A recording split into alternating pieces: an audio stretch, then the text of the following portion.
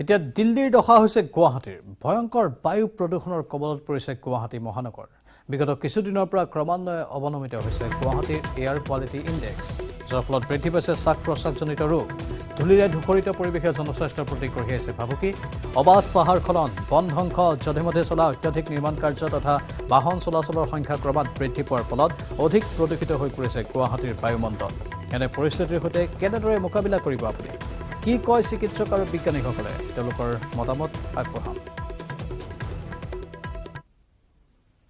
Air quality ইণ্ডেক্সটোৱে very প'ৰ দেখাই আছে pollution control বৰ্ডৰ মতে দিয়া মতে এই সময়ত হয় যিহেতু বৰষুণ নাই এইটো বৰষুণৰ ওপৰত দিব ডাষ্টটো আমি কৈছোঁ ডাষ্টখিনি আহিছে ক'ৰ পৰা তেওঁলোকে কৈছে ৰিভাৰ বেডৰ পৰা এটা আহে আৰু দ্বিতীয়তে এই কনষ্ট্ৰাকশ্যন এণ্ড ডিমুলেশ্যন তাৰমানে অকল কনষ্ট্ৰাকশ্যন কোনোবাই ঘৰ ভাঙি দিছে Assam type R C C কৰিছে আৰু দ্বিতীয়তে ব্ৰিজবিলাক আৰু হাইৱেবোৰ হৈ আছে যোৱা 3 মাহত গুৱাহাটী বিশেষকৈ বৰষুণ হোৱা নাই so' this is a season it's a dry season post rainy আৰু সেইকাৰণে খুব পলেন্স আৰু ডাষ্ট এলাৰ্জি বহুত মানুহৰ হৈছে that has cause respiratory tract infections বিশেষকৈ বাচ্চাবোৰৰ ডেকা মানুহৰো হৈছে এইটো এতিয়া we have to think for some solution. আজি ৰাতিপুৱা it was 217 or 270.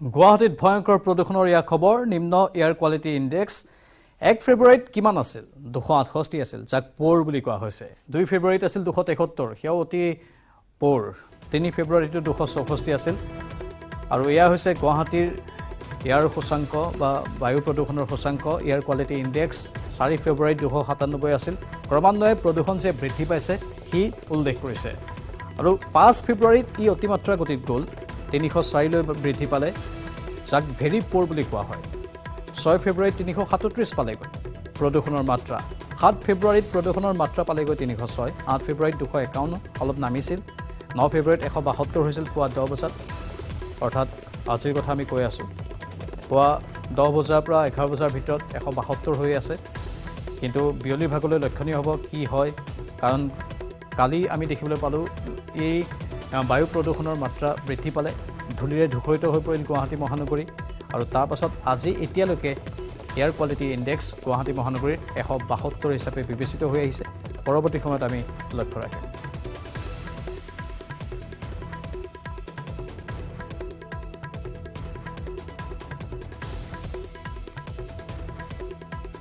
আৰু এই সন্দৰ্ভত এক ৰিপৰ্ট আগবঢ়াইছে আমাৰ সাংবাদিকৰ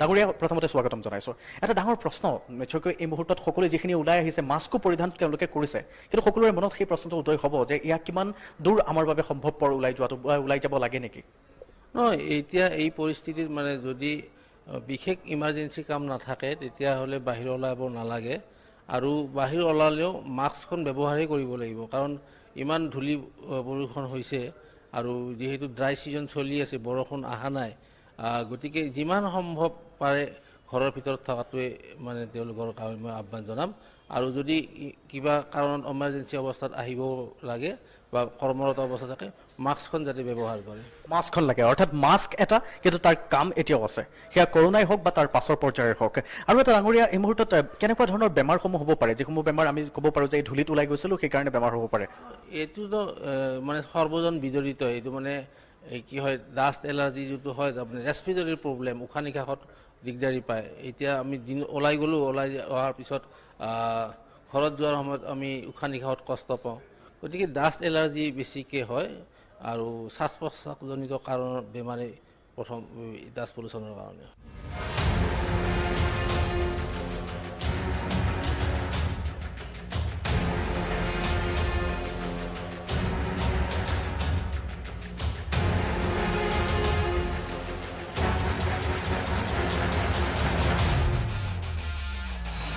এগৰাকী হাওঁফাওঁ বিশেষজ্ঞ আমাৰ সৈতে আছে GMCHৰ আমি তেখেতৰ সৈতে কথা পাতিব বিচাৰিম এই মুহূৰ্তত ডাঙৰীয়া এটা সচৰাচৰ প্ৰশ্ন উত্থাপিত হয় এই বিষয়টোক লৈ যে যেতিয়াই আমাৰ বেমাৰ আজাৰসমূহ হয় আমি পটককৈ আমি হাওঁফাওঁতে হোৱা বুলি কওঁ ধূলিৰ পৰা হোৱাৰ পিছত আমি বহু বেছি পৰিমাণে মই বৰ্তমান ধৰক কাহি আছোঁ, চৰ্দি হৈছে, জ্বৰ হৈছে, সেইসমূহৰ সৈতে ইয়াৰ নিশ্চয়কৈ কিবা এটা থাকিব, যোগসূত্ৰ এটা নিশ্চয়কৈ থাকিব। সেই সন্দৰ্ভত আপোনাৰ পৰা অকণমান জানি ল'ব বিচাৰিম প্ৰথমে। চবতকৈ মই প্ৰথমতে ক'ব খুজিছোঁ কি এট ৰিস্ক পপুলেশ্যন কোনখিনি, যোনখিনি পেচেণ্টৰ এজমা আছে, COPD আছে, যোনবোৰ মানুহে চিগাৰেট খায়, শিশু যাৰ বয়স 5 বছৰতকৈ কম আৰু বয়সীয়া যোন 65 ইয়াৰ্ছতকৈ বেছি, সেইখিনি মানুহ অলপ বেছি কেয়াৰফুল হ'ব লাগে, কাৰণ তাহাঁতি ইয়াত বেছি ৰিস্ক থাকে এয়াৰ পলিউশ্যনৰ কাৰণে যোনবোৰ প্ৰব্লেমছ হয়। নিশ্চয় সেয়া অভিৰাজ শৰ্মা ডাঙৰীয়াই কথাখিনি ভালকৈ বুজাই দিবলৈ চেষ্টা কৰিছে যে আমাৰ আচলতে কোনবোৰ কৰিলে বেছি অসুবিধা হ'ব। আজিৰ দিনটোত যিসমূহ ধূলি আমি দেখিছোঁ বা নিউজ 18ৰ দৰ্শকক পুৱাৰে পৰাই দেখুৱাই আহিছোঁ, সেইসমূহে আমাৰ মাজত কি ঘটনা ঘটাব পাৰে, সেইসমূহৰ পৰা আমাৰ কি হ'ব পাৰে আমি জানিব বিচাৰিম। আজি আপুনি নিশ্চয় আহোঁতে সেইসমূহ পাইছে, গোটেই ধূলি, লাইট জ্বলাই যাব লগা হৈছে, ইণ্ডিকেটৰ জ্বলাই যাব লগা হৈছে। এনেকুৱা পৰিৱেশসমূহত আমি কি কৰাটো অতিকৈ দৰকাৰী বা কি হ'ব পাৰে আমাৰ? বেচিকেলি চবতকৈ বেছি কমন চিমটম হ'লগৈ মানুহৰ উশাহ ল'বলৈ দিগদাৰ হয়, কাহ হয়, যোন হাঁপানি বুলি কয়, এনেকুৱা আৱাজ হয়। চ' সেইবোৰ বহুত কমন চিমটমছ হয়। চ' এই এজমাৰ জাতীয় বেমাৰবোৰ বেছি বাঢ়ি যায়, ইনফেকশ্যনছ, লোৱাৰ ৰেচপিৰেটৰী ট্ৰেক ইনফেকশ্যনছবোৰ বাঢ়ে, নিউমনিয়া বাঢ়ে। চ' সেইবোৰ ইনফেকশ্যনছ এই এয়াৰ পলিউশ্যন যেতিয়া বাঢ়ি যায়, এইবোৰ মাত্ৰাটো বহুত বাঢ়ি যায়। আৰু দেখা গৈছে কি এয়াৰ পলিউশ্যনৰ কাৰণে যোনটো গ্ল'বেল মৰ্টেলিটি ৰেট, সেইটো বহুত বাঢ়ি গৈছে ৰিচেণ্ট ইয়াৰ্ছত। আমাৰ অসমত বা গোটেই পূৰ্বাঞ্চল এৰিয়াত ঠাণ্ডাত বৰষুণ অহাৰ মেইন ৰিজন হ'ল ৱেষ্টাৰ্ণ ডিষ্টাৰ্বেঞ্চ। এই বছৰ দেখা গৈছে যে ৱেষ্টাৰ্ণ ডিষ্টাৰ্বেঞ্চ কম আহিছে যোৱা বছৰতকৈ। সেইকাৰণে আমি সেইটো ৰেইনফলত দেখা পাই আছোঁ। যিহেতু আমাৰ ইয়াতে যোৱা বছৰত আমাৰ নৰ্মেল বা এভাৰেজ যোনটো কওঁ আমি, সেই বৰষুণৰ আশে পাশে আছিল।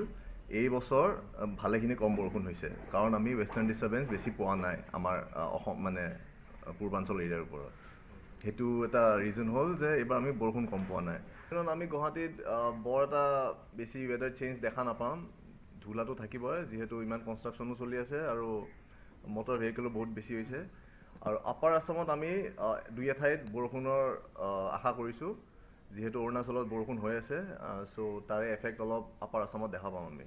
গুৱাহাটীত আচলতে এতিয়া সুস্থভাৱে জীয়াই থকাটো পৰিৱেশৰ পিনৰ পৰা এতিয়া প্ৰায় অসম্ভৱত পৰিণত। আমি ইমান দিন ধৰি দিল্লীৰ পৰিৱেশৰ কথা কৈ আহিছিলোঁ, দেশৰ ৰাজধানীৰ সাংঘাতিক ধৰণৰ প্ৰদূষণ হৈছে বুলি আমি কৈ আহিছিলোঁ। কিন্তু এইবাৰ আমি নিজে দেখিবলৈ পালোঁ যে গুৱাহাটীৰ পৰিৱেশ এনেকুৱা ধৰণে ডিটৰিয়েট হৈছে, এনেকুৱা ধৰণে প্ৰদূষিত হৈছে, এনেকুৱা ধৰণে লেতেৰা হৈছে যে গুৱাহাটীত বসবাস কৰাটো প্ৰায় অসম্ভৱত পৰিণত হৈছে।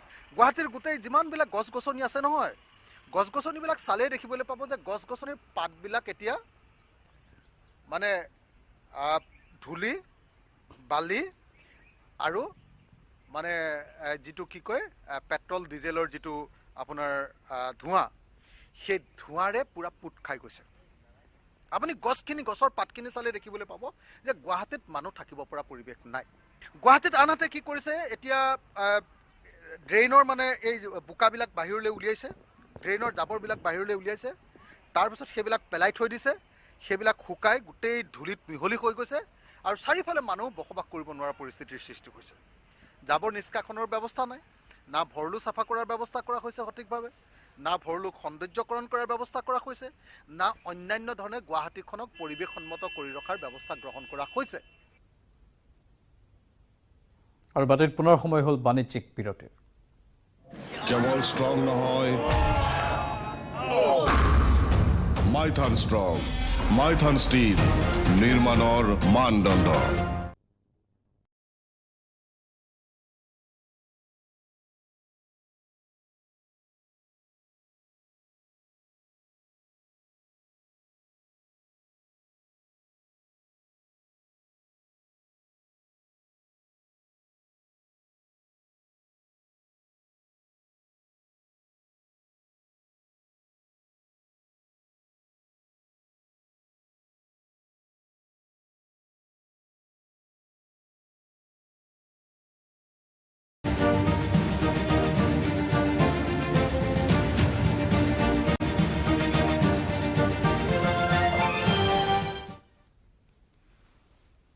পুনৰ স্বাগতম।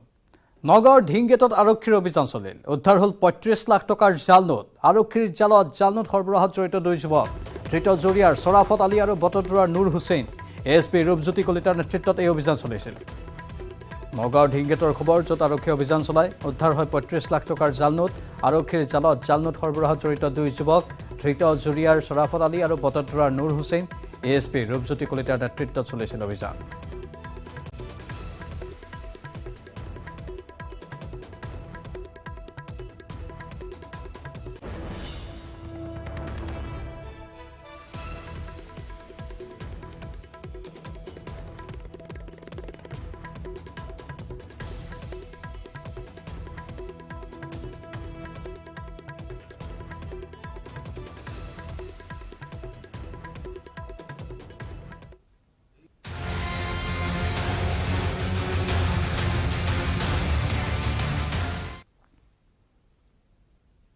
বিষাক্ত বতাহ। দিল্লীৰ দশা হৈছে গুৱাহাটীৰ। ভয়ংকৰ বায়ু প্ৰদূষণৰ কবলত পৰিছে গুৱাহাটী মহানগৰ।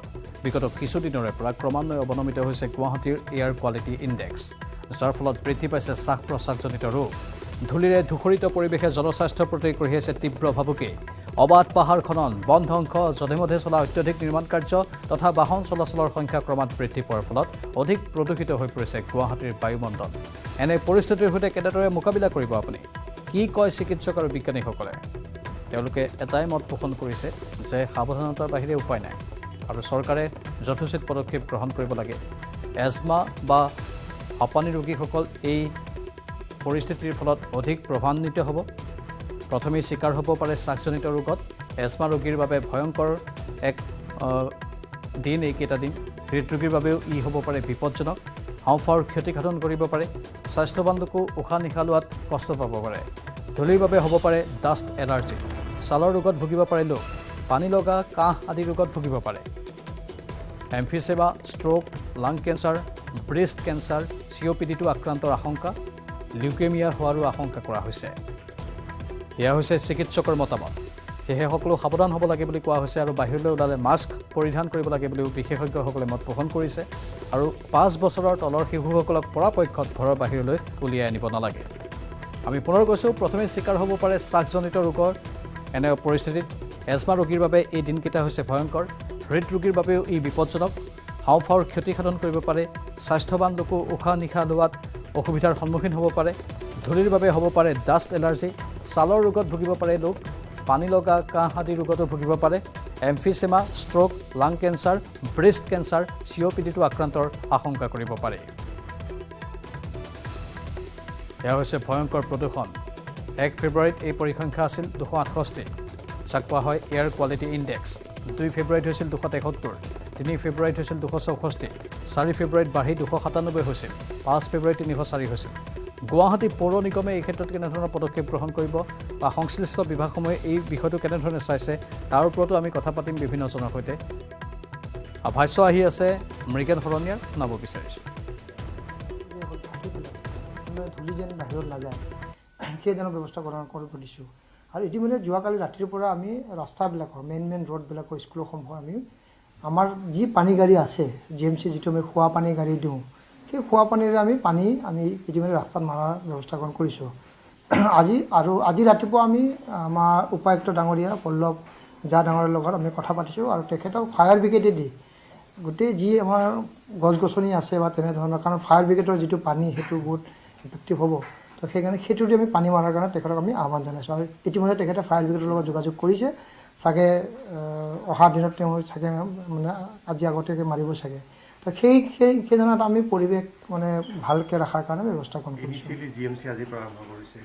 আমি যোৱা ৰাতিৰ পৰা কৰিছোঁ। আৰু যিহেতু আমাৰ যিটো ব্যৱস্থা আছে পানী, আমি খোৱা পানীৰ যিটো আমাৰ গাড়ী আছে সেইটোতে আমি মাৰিছোঁ, সেইটোতো এইটো নহ'ব। আৰু তাৰ লগে লগে আমি এতিয়া ক'ভিডৰ সময়ত যিখিনি আমি স্প্ৰে কৰিছিলোঁ, আমি NGOবিলাকক যি আমি মেচিন দিছোঁ, সেই মেচিনবিলাক আজি আমি আনি কৰিছোঁ। তাতো আমি যেন পানী আমি ভৰাই পেলাই যে আমি বিভিন্ন স্থানত যেন মাৰিব পাৰোঁ, তাৰ কাৰণে আমি এটা আলোচনা কৰিছোঁ। আৰু কমিশ্যনাৰে ইতিমধ্যে এটা অৰ্ডাৰ দিছে যে সেইবিলাক মেচিন আনি পেলাই আমি মাৰাৰ ব্যৱস্থা গ্ৰহণ কৰিছোঁ। তো এনেধৰণৰ ব্যৱস্থাৰে আমি ধূলিটো কমোৱাৰ কাৰণে আমি চেষ্টা কৰিছোঁ। বিভিন্ন পক্ষৰ পৰা এইটো অভিযোগ আহিছে যে পৌৰ নিগমে এই সময় উপযোগী যিখিনি ব্যৱস্থা আগতে নোলোৱাৰ ফলতে আজি গুৱাহাটীৰ এই পৰিৱেশ, কাৰণ উৰণীয়া ক্ষেত্ৰত যথেষ্ট সংখ্যক ইয়াত নিৰ্মাণ হৈ আছে, গতিকে সেইসমূহৰ যিটো পলিউশ্যনৰ মাত্ৰা যথেষ্ট বৃদ্ধি পাইছে। নহয়, আমাৰ উৰণীয়া সেইটো লাগিব আৰু আমাৰ বিভিন্ন ধৰণৰ ডেভেলপমেণ্টো লাগিব। এতিয়া আমি নলা নৰ্দমা আমি চাফা কৰিছোঁ কৃত্ৰিম বানপানীৰ ক্ষেত্ৰত। সেইটোৰ পৰা বিভিন্ন ধৰণে কৈছে ইয়াৰ পৰা ধূলি উৰিছে। আমি আজি আমাৰ কণ্ট্ৰেক্টৰবিলাকৰ মিটিং আছে আমাৰ প্ৰায় 2টা বজাত, তেওঁলোকক নালাটো চাফা কৰাৰ লগে লগে ধৰক পানীখিনি শুকোৱাৰ 2 দিনৰ পিছতে লৈ যোৱাৰ ব্যৱস্থা কৰিছোঁ। আৰু PWD আমাৰ নালা চাফা কৰিছে, তেওঁলোকক ইতিমধ্যে মন্ত্ৰী চেম্বাৰত যিটো আমাৰ সভা আছিল তাতে আমাক ইতিমধ্যে এটা নিৰ্দেশ দিছে, আৰু তেওঁলোকে লগে লগে চাফ চিকুণ কৰাৰ কাৰণে ব্যৱস্থা গ্ৰহণ কৰিছে।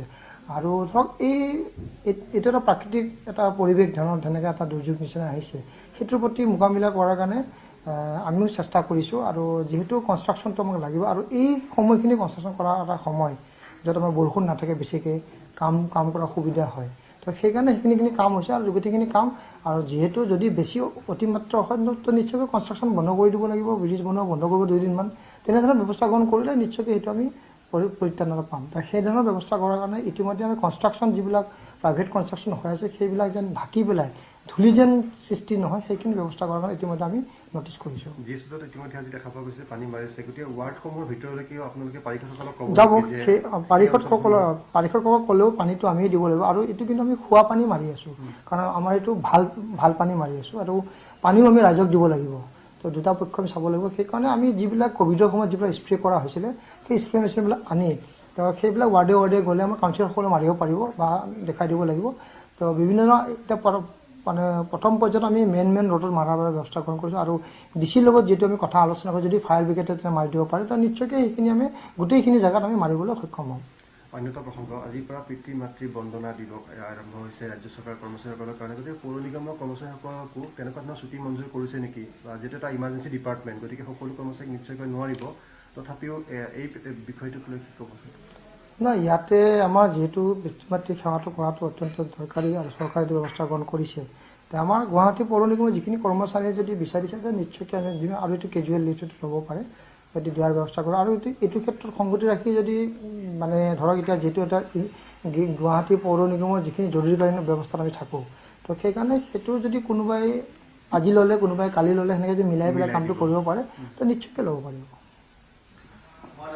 নিশ্চয়কৈ এই মুহূৰ্তত গুৱাহাটী পৌৰ নিগমৰ মেয়ৰ মৃগেন হৰে আমাৰ সৈতে উপস্থিত আছে, আৰু ইতিমধ্যে তেখেতে উল্লেখ কৰিছিলে মহানগৰীৰ প্ৰতিটো প্ৰান্তত ইতিমধ্যে পানী মৰাৰ ব্যৱস্থা গ্ৰহণ কৰা হৈছে, কিন্তু অত্যাধুনিক যিসমূহ চহৰ আছে সেইসমূহত দেখিবলৈ পোৱা যায় যে পানী মৰাৰ কাৰণে পৌৰ নিগমৰ অধীনতেই আচলতে সুকীয়াকৈ বাহন থাকে, আৰু তাৰ জৰিয়তে ব্যৱস্থা গ্ৰহণ কৰা হয়। গতিকে গুৱাহাটী মহানগৰীৰ কাৰণেও আচলতে ভাবিবলগীয়া দিশ আহি পৰিছে যে মহানগৰীটো অনাগত দিনত সেইসমূহ বাহন ক্ৰয় কৰাৰ এটা পদক্ষেপ ল'ব লাগিব নিশ্চয়কৈ।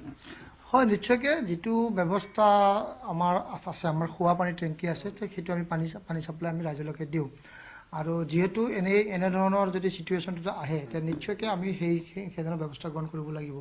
আৰু যিহেতু ফায়াৰ ব্ৰিগেড আমাৰ এটা ডিপাৰ্টমেণ্ট আছে, তেওঁলোকৰ বিভিন্ন ধৰণৰ এটা বস্তু আছে পানী মৰাৰ ক্ষেত্ৰত, তেওঁলোকো ইতিমধ্যে আমি DCৰ লগত কথা পাতিছোঁ, আৰু DCও সেইটো এটা পদক্ষেপ গ্ৰহণ কৰিছে, ফায়াৰ ব্ৰিগেডৰ লগত কথা পাতি সেইখিনি ব্যৱস্থা গ্ৰহণ কৰাৰ কাৰণে ব্যৱস্থা গ্ৰহণ কৰিব। তো নিশ্চয়কৈ যদি ফায়াৰ ব্ৰিগেড আৰু GMC মাৰে তেতিয়া নিশ্চয়কৈ এইখিনি সমস্যাটো সমাধান হ'ব।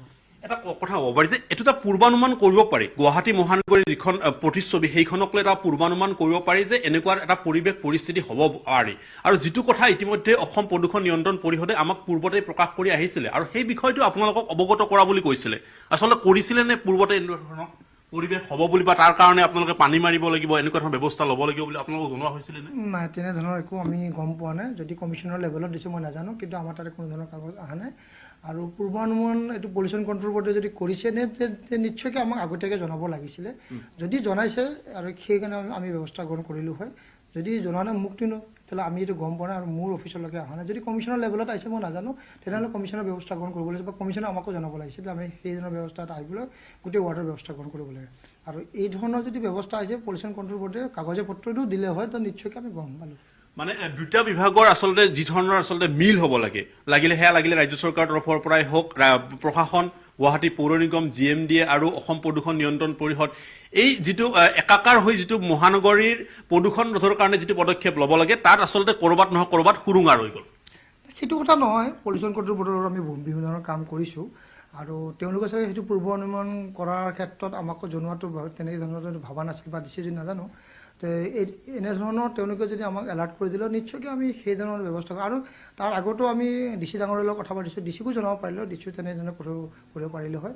এইটো এটা মানে হেৰি একাকাৰ কথাটো কথা নহয় তেওঁলোকে যদি তেনেকৈ ভাবিলে হয় নিশ্চয়কৈ আমি সেনেধৰণৰ ব্যৱস্থা গ্ৰহণ কৰিলোঁ কিন্তু গুৱাহাটী পৌৰ নিগমৰ যিখিনি সমৰ্থ আছে পানী মাৰাৰ ক্ষেত্ৰত আমি সেইখিনি আমি অনতিপলমে কৰিব পাৰোঁ যদি আজি কৈ আমি আজিয়ে মাৰিব পাৰোঁ সেইটো কথা নহয় যিহেতু এতিয়া পৰিৱেশ খুব বেয়া হৈছিল যোৱাকালিলৈকে তো সেইকাৰণে আমি যোৱাকালি আমি মাৰাৰ কাৰণে ব্যৱস্থা গ্ৰহণ কৰিছোঁ ইয়াৰ কোনো ধৰণৰ কাৰোৰ পৰা আমি তেনেধৰণৰ আমি পোৱা নাই আমাৰ নিজা ব্যৱস্থাকে আমি নিজে কৰিছোঁ এইটো নিশ্চয়কৈ এই মুহূৰ্তত তেখেতে উল্লেখ কৰিছে যে ইতিমধ্যে যোৱাকালি নিশাৰে পৰা গুৱাহাটী মহানগৰীৰ কিছুমান পথ উপপথত ইতিমধ্যে পানী মৰা ব্যৱস্থা গ্ৰহণ কৰাৰ কথা কোৱা হৈছে আৰু সেই নীতি নিৰ্দেশসমূহ কোৱা হৈছে কিন্তু আমাক পূৰ্বতে যি ধৰণৰ প্ৰদূষণ নিয়ন্ত্ৰণ পৰিষদৰ পৰা দাবী জনোৱা কোৱা হৈছিলে যে আচলতে পূৰ্বতে নিৰ্দেশ দিয়া হৈছিলে সেই নিৰ্দেশসমূহ আচলতে মানি চলা নাই বুলি আমিও বাতৰি পৰিৱেশন কৰা হৈছিলে কিন্তু কিছু সময় পূৰ্বে অৰ্থাৎ এই মুহূৰ্তত গুৱাহাটী পৌৰ নিগমৰ মেয়ৰগৰাকীয়ে উল্লেখ কৰি যে তেখেতসকলকে আনুষ্ঠানিকভাৱে তেনেকুৱা ধৰণৰ পত্ৰ প্ৰেৰণ কৰা হোৱা নাই আৰু যাৰ কাৰণে তেখেতসকলে এই মুহূৰ্তলৈকে থমকি থাকিব লগা হৈছিলে পানী মৰা ব্যৱস্থা তেখেতলোকে কৰা নাছিলে কিন্তু ততাতৈয়াকৈ গুৱাহাটী মহানগৰবাসীৰ যি দাবী বা গুৱাহাটী মহানগৰবাসীয়ে যোৱাকালি যি ধৰণৰ সমস্যাত ভুগিলে আৰু তাৰ পিছতে তৎকালে যোৱাকালি নিশাৰে পৰা তেখেতসকলে অভিযান আৰম্ভ কৰিছে ধন্যবাদ বলেন মৃগেন শৰণীয়াৰ বক্তব্য আমি শুনিলোঁ আৰু এতিয়া গুৱাহাটী পৌৰ নিগমে পদক্ষেপ গ্ৰহণ কৰিব ধূলিসমূহৰ পৰা মহানগৰবাসীক নিৰাময় দিয়াৰ বাবে পানী ছটিওৱাৰ ব্যৱস্থা কৰিব এয়া প্ৰাথমিক ৰূপে কৰা কাম কিন্তু পৰৱৰ্তী সময়ত ইয়াৰ বাবে আৰু কি দীৰ্ঘম্যাদী কাম কৰিব পাৰি তাৰ ওপৰতো বিচাৰ বিবেচনা কৰা হ'ব বুলি উল্লেখ কৰিছে